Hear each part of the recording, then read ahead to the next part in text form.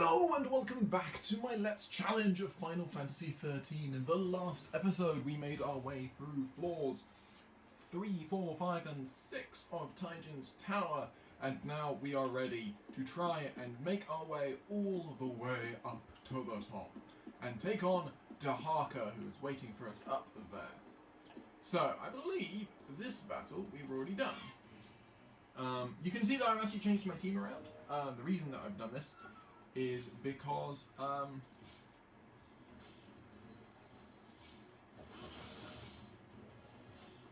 the coming battle, and I feel like the coming battle with Zahaga, and I feel like having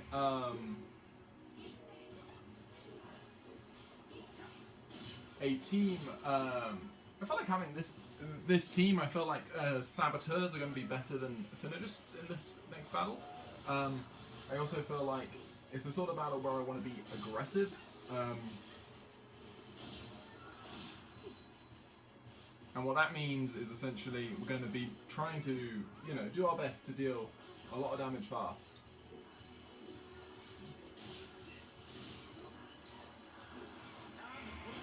So we're going to bring out Solidarity here just because of the E-Protects on both Fang and Vanille being relatively worrying. So if you can just remove them as soon as possible, that would be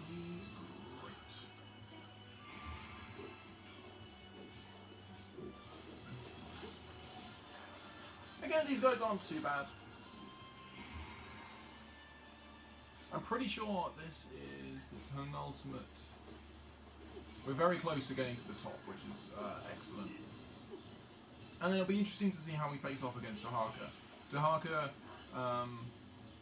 will certainly have his own troubles. It's been a long time since I've done that battle, so I don't know exactly how it runs. I seem to remember him having a lot of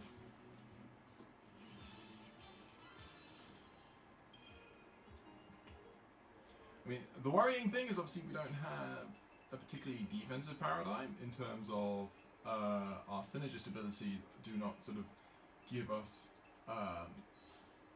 shell and protect, but that being said, I think we should be okay. One can only hope that. So anyway, we'll pass through here to trigger the lift coming back down. Open it up. And we need to go back down to 4th tier, and then the 4th tier will give us access to the main lift, which we can then use to go all the way up to I think floor 6 is available to us now.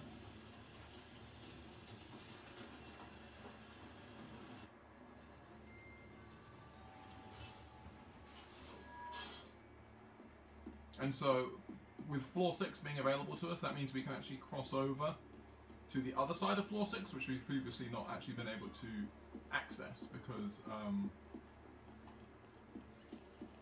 of the structure of the level.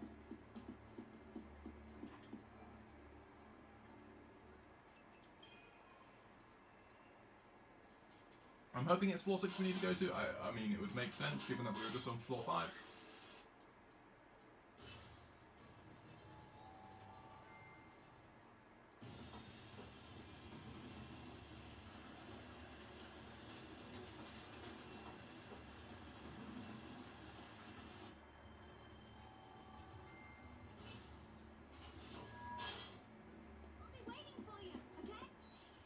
So if we just quickly check our map, we can see, yeah, that's where we need to head. So we can see some vampire, or a vampire here is now sort of walking around these halls. And hopefully we'll be able to see if Vanille's Imperil can actually speed up these battles a little bit. Just especially with like the vampires and stuff like that.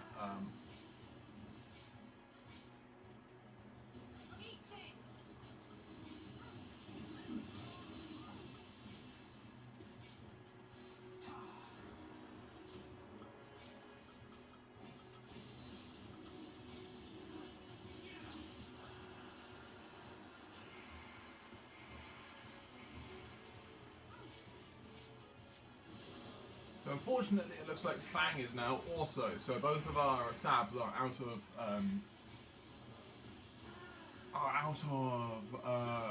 debuffs to use.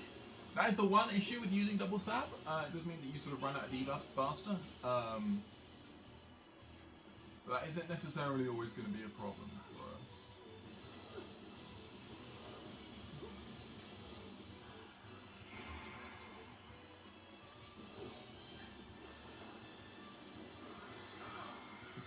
So yeah, you can see there that Vanille gets hit by Whale, which does hit, you know, does land daze on you. And does also flinch, it seems. So a little frustrating. But there we go, lovely. Take out the vampire. That does seem faster, which is good. So it looks like we got a battle with some Chon. A few other things I did was increased everyone's Crystarium, sort of like by small amounts. One of the main things I've noticed was that Fang finally got Ruinga, which would have been really useful in the battle against Penangalan, but there we go. Shows what you do if you're not paying attention. So yeah, I think we got a room here with a few, so obviously these Chon and stuff like that. I think we do end up with a horrible little room with three vampires, which is no fun. You guys weak to anything that you're not. Just in Frost, Faith, Neil.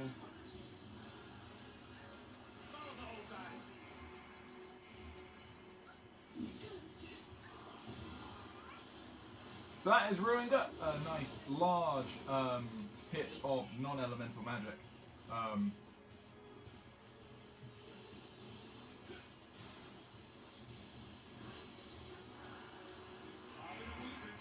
So I'll pop back into Smart Bomb, and then I think we also include Decimation on this, because if I did, then we can go to that to increase Fang's damage output.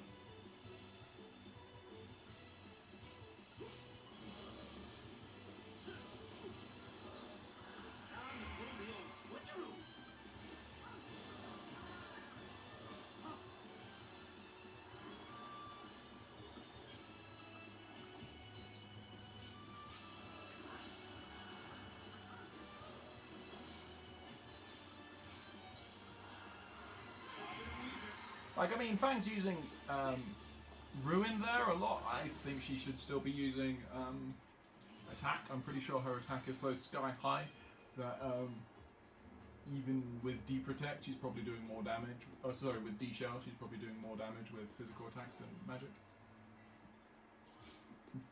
So let's see if this is the room I think it is. It is the room I think it is. This is a battle that, at times, I mean, I could would recommend that you skip. It's a pain. As you can see, we did not get a preemptive, even though I'm pretty sure we did get a preemptive. Yeah, it's just a nightmare of a battle. It's really not nice.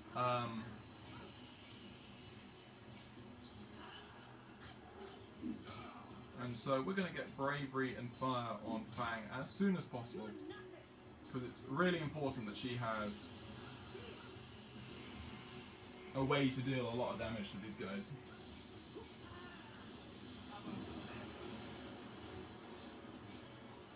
We do not want to actually be using... It's annoying that we've now got the Gar moves, because we really don't want to actually be using them. It makes far more sense for us to actually use our standard moves.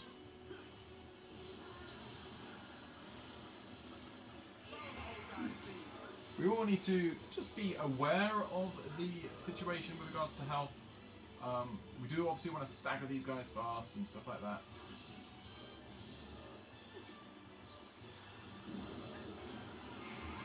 But not at the expense of, you know, going recklessly with the amount of damage we take and stuff like that.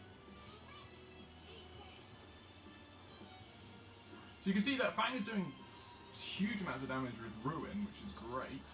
Does also mean that Decimation is our next move. Along with Faith and Water on Neil. you can see that these guys can also cast Aeroga, which no one likes, because of its ability to, you know, just launch you in the air.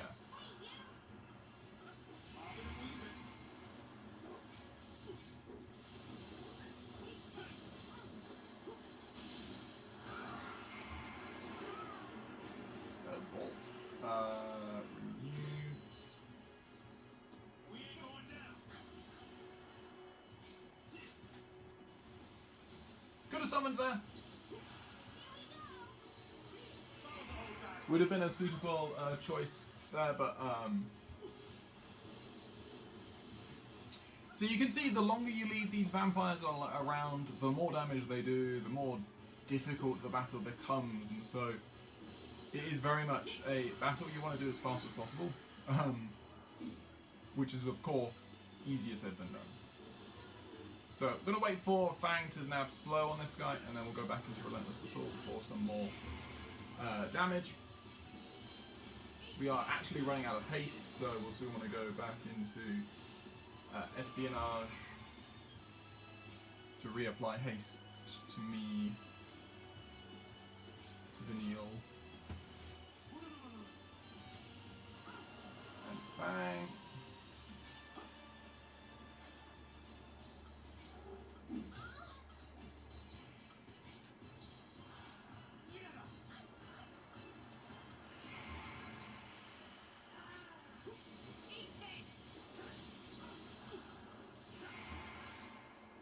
Because Aeroga could be incoming.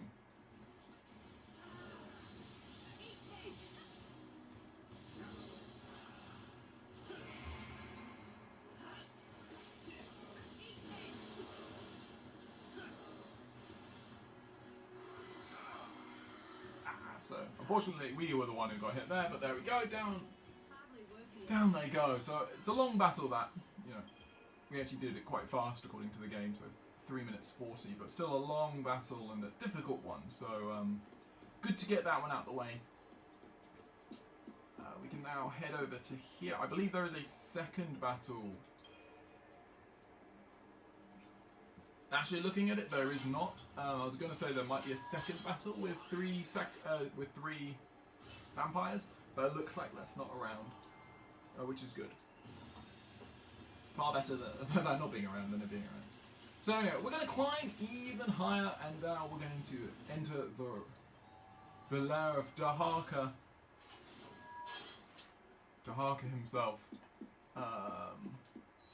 So, my paradigms. We are going to want aggression. We're going to want Relentless Assault. So for once, Relentless Assault is actually going to be our go-to stagger, as opposed to what would usually be Smart Bomb. Just because I feel like, given that we have Espionage, it's going to be a lot better to sort of just swap to Espionage, get some really quick sab damage off. So yeah, no, I'm quite happy with this. We could go Aegisol, just as some defensive stuff. As you can see, Saz's Synergist roll is now maxed out. We will work towards maxing out. This isn't even the end of the chapter, so we don't need to worry too much about maxing everyone out. Definitely want to get Fang to her final roll level. I think she was the only one who was missing a roll level. Vanille's Medic maxed out.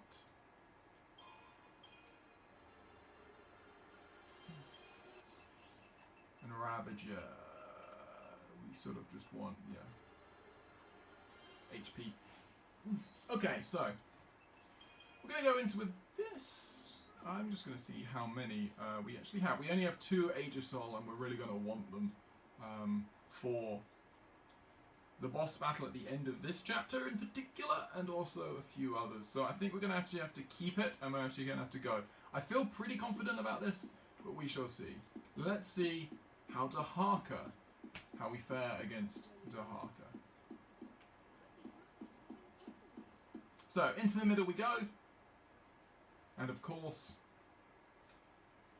I mean, it's a built-in arena, isn't it? There was never going to be a nice, awesome boss battle to be had here.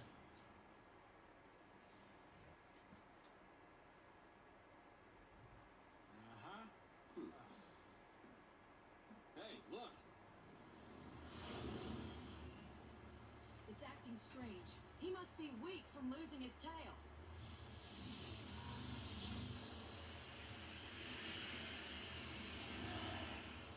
Yeah, looks plenty feisty to me. He's bluffing to scare us off. Let's just go with that, alright? Come on, we can do this. So here we have it, Dahaka. Our first foul sea battle since taking on Anima all the way back in chapter... Oh no, I suppose we took on Bartandless in chapter 7, so there we go. I love how demented his eyes look. He just looks absolutely monstrous. Anyway, so we're going to Libra Scope straight away. There's no point, we don't want to waste 2 turns doing Libra. So we see he's got weaknesses everywhere. Capable of inflicting imperil, bestowing faith to himself, susceptible to imperil, executes powerful magic attacks. He is a pain. He will go down. In Thunder for Saz. Just because I like mixing things up. We want Bravery on Fang. And we want Faith on Vanille. Hopefully we have slow on. If we have slow on, then this battle becomes a hell of a lot easier if I remember correctly. We can now quickly swap to Relentless Assault for some nice damage, and also to rattle up that chain bar. You can see we already have all the important things in peril. Deprotect. Do we get D-Shell? We do not get D-Shell in this battle, so this is as good as it's going to be, but it does mean that aggression is going to be really useful for both of us. There we go, we get Stagger, lovely.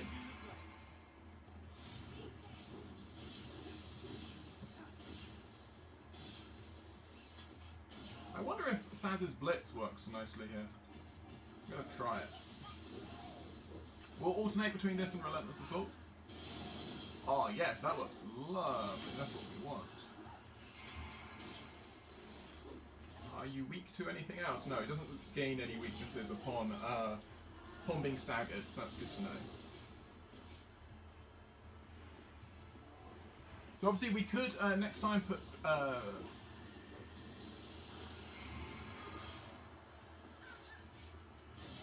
we do not want to waste this chance to get as much damage in as possible, especially if we get Scourge. I'm not sure we do. Yes, we do. We do get Scourge. 69,000 damage. Beautiful damage. So back to Relentless Assault. Keep that stagger going up. We can actually go back into Espionage for...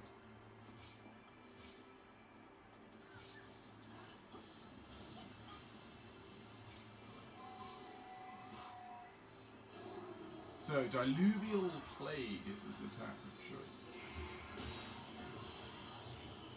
And that takes off... Oh, jeez. Okay, that is...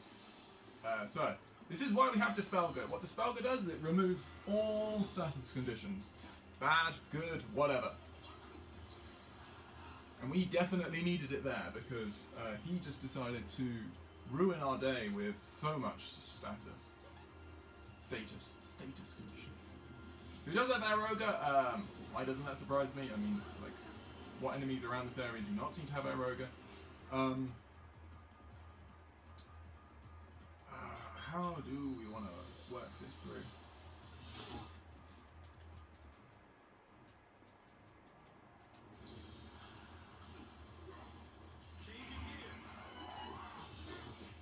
Ouch. Did 400? 400 a hit, so we do need to be aware of that. Obviously, if he has the capacity of removing status, that's going to be frustrating, but...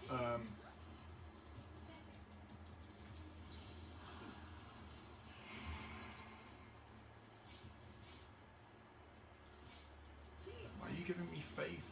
Well, I suppose it's because there are saboteurs at the moment. Yeah, so he's back down to halved, so he's actually improved his situation, which is a little annoying. We definitely need that.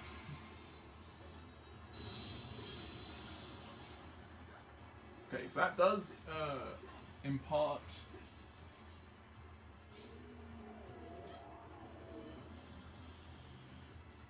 That's in part in peril onto Fang, which is a little worrying. Oh jeez, oh god. Apologies for not having the, you can just about see what's going on here. Didn't realise the screen would be so orange. Okay.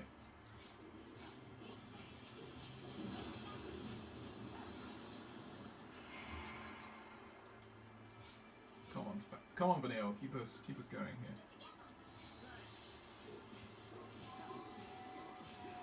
We're getting close to second stagger. I think as soon as we get second stagger, he'll be easy. But we just need to survive up to that point. So what does Foul Utterance do? It removes all of my statuses. That's fine. That really is fine, actually. So we should get stagger. Here, there we go, lovely. So to espionage we go. I'm going to haste everyone up. You girls get some statuses on this guy.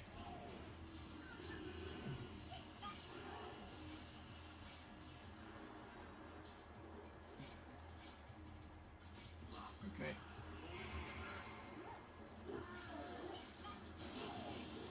And there we go. Dahaka will go down in this attack.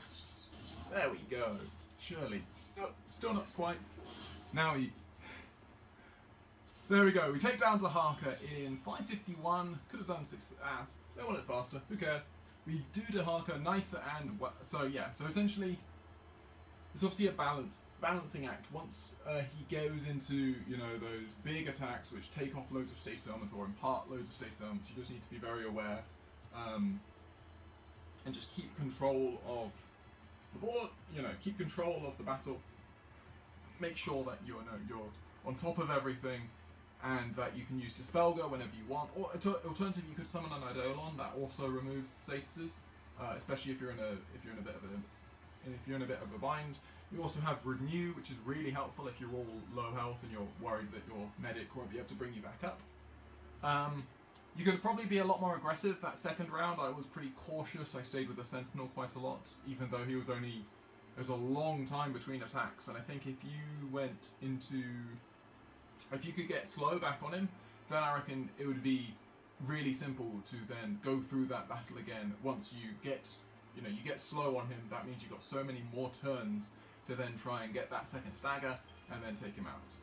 We get ourselves a Tetradic Tiara for our trials, and Dahaka is defeated. And as Cocoon is vaguely sort of floats in the distance, we now get another cutscene.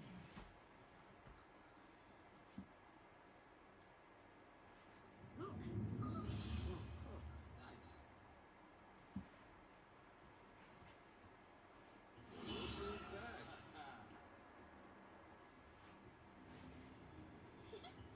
He's saying thanks.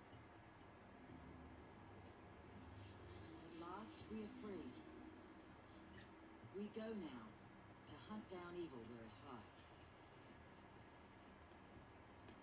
So I guess that means there are still more monsters like that one out there. Sounds like it. Somewhere out there on Grand Pulse. Gone just like that. Big hunk of rock, that thing sure can move. Guess they're just doing what they can too. Trying to save the world.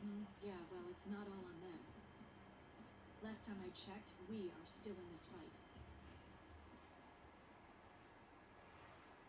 So there we have it. That is... Erebus right down there then, isn't it? Yep. So what's it like?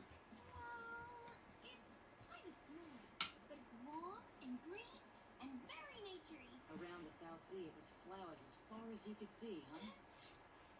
View from here? Ain't so rosy, I'm sorry to say. You want to wait here? No. I need to see for myself.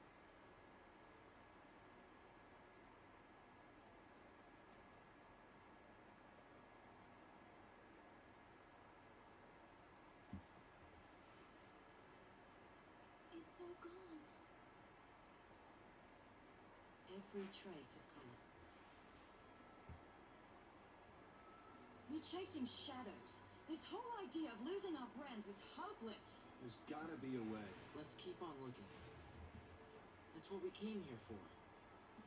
We all agreed, and now we're here. You think it's really possible? Sure, anything is.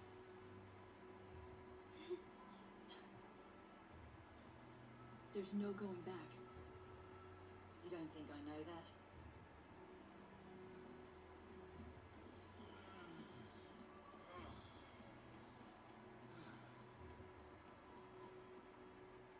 Come on.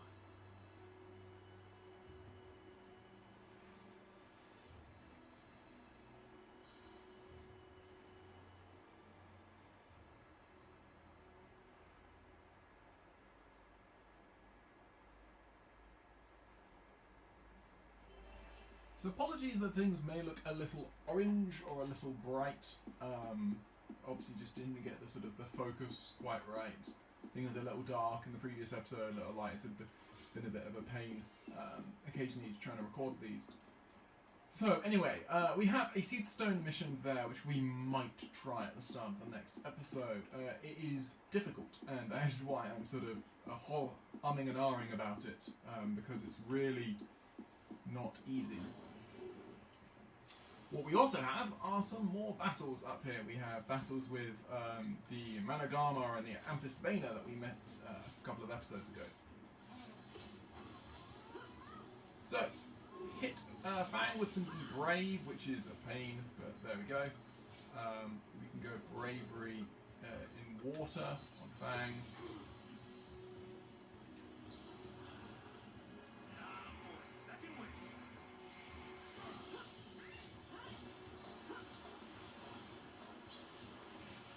So unfortunately, these guys do sort of work in tandem. You can see that all of the debuffs that I have very much sort of match the debuffs that maybe they would want.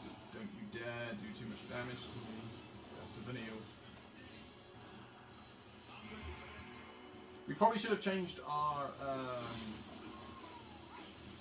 paradigms a little bit, just because this is inefficient. Okay, we're going Bravery on Fang, because we need to get rid of Debrave and then put it back on.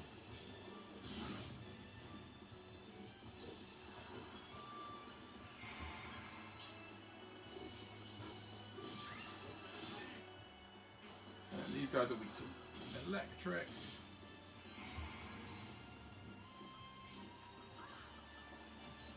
So, Fang. Abilities. Faith, Thunder, Neo.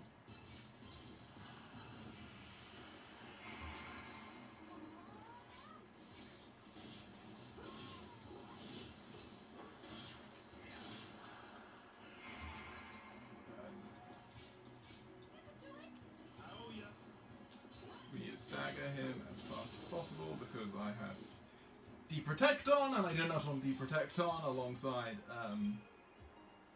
alongside a potential, hit with Feeding Stoop. I love the view of Cocoon up from the top up here. And then down below is just sort of like a snow. It almost looks like it's snow. It's not snow, it's actually a crystalline dust that sort of just covers the landscape. So, this one here, this is the main central elevator, right down from the bottom. That currently doesn't reach all the way to the top. We will actually sort that out in this episode. We do want Relentless Assault. Right, just quickly. Customize. I think we also want...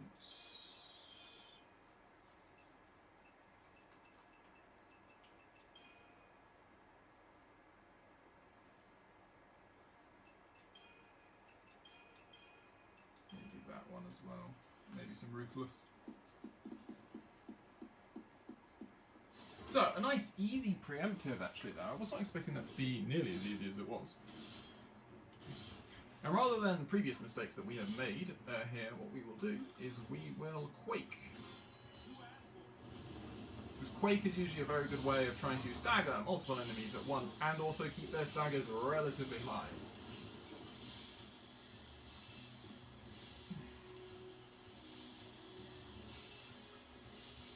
So here I'd love for Fang to blitz. I think she won't, just because I'm pretty sure when it comes to a staggered enemy, like the AI is almost always driven towards just using using single target moves. But there we go, we take care of those guys beautifully quickly. There's another Amphisbaena sort of swooping around up top. What we do want to do is we actually want to trigger this Menhirim.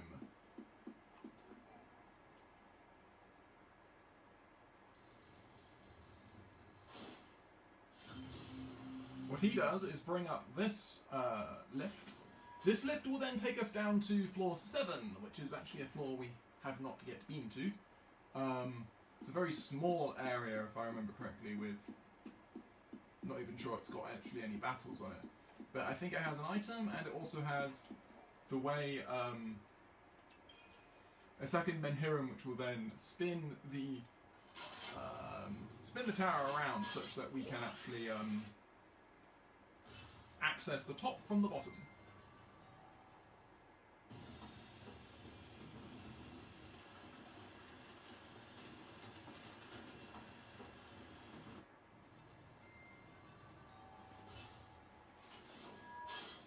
So here we are. There is a battle here, which is some Yaksha and some Yakshini, and it does not look nice.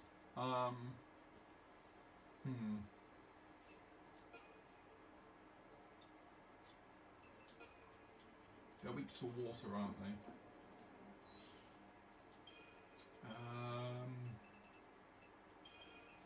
I think what we actually want as well is the Delta attack. Especially with these guys being as aggressive as they can be. So we want haste.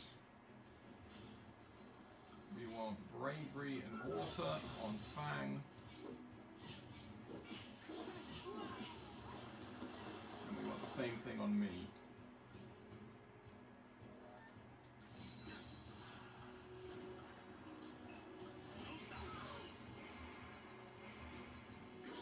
So everyone is deprotect. That's what. So if we can take care of these Yaksha, then they're going to be far less of a worry. But you can see that they do huge amounts of damage if you let them sort of combo you.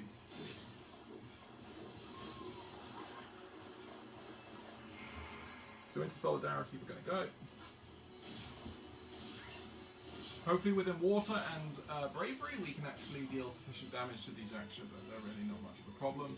The Yakshini by themselves are not going to be as much of a problem either. They actually do halved physical damage, I did not know that.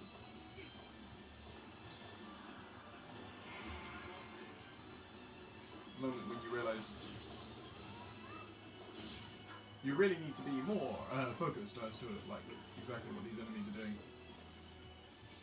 So the Yakshini obviously it has, it's obviously used Bravery, has Deprotect on.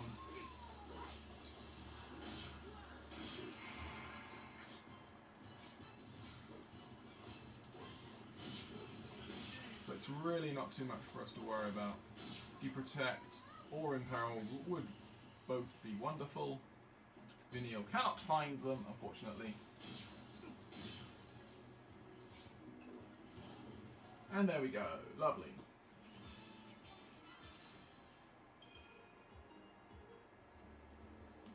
Sweet. And what that allows us to do is access this guy.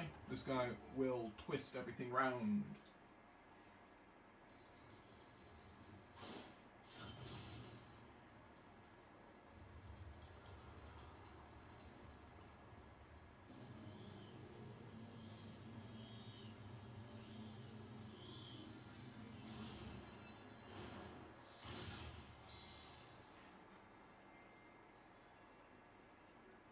There we go. The central elevator can now reach all tiers.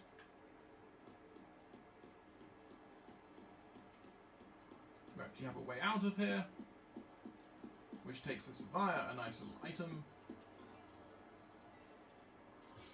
namely a collector's catalogue, which is actually a really useful item. So collector's catalogues allow you to essentially increases drop rate on enemies, which is great. Really, really useful. Having it is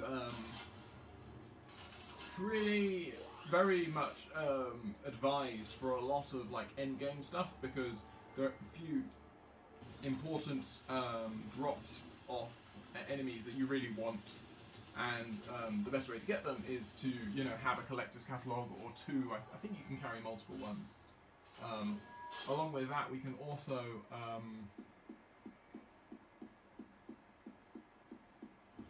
there's also a connoisseur catalogue, which increases rare drops, and you also have a survivalist catalogue, I believe, which increases the drop rate of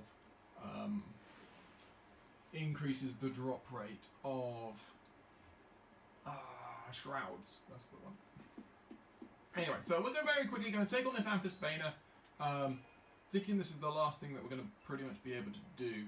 So we'll take on the Amphisbaena, pick up that item, and then we'll go through the that little Seath Stone that's just there. Because that will tell you why we just did what we did. Why we just, you know, gave ourselves access to all levels with the main elevator.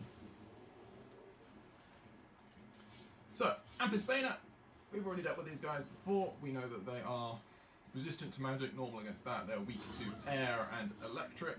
We go Bravery and in Thunder on Fang.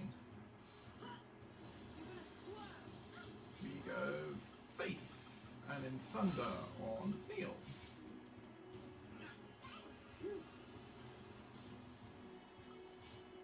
We go in Thunder on me.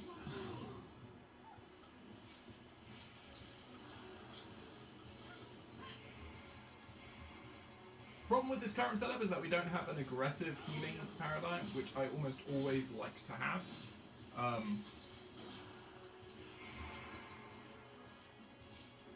I always like having a healing paradigm which we can also do damage with, essentially. I think it's a really useful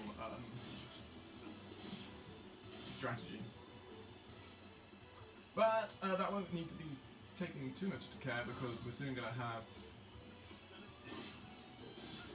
that's why we're going to need to change all of our paradigms, because it's going to be very different.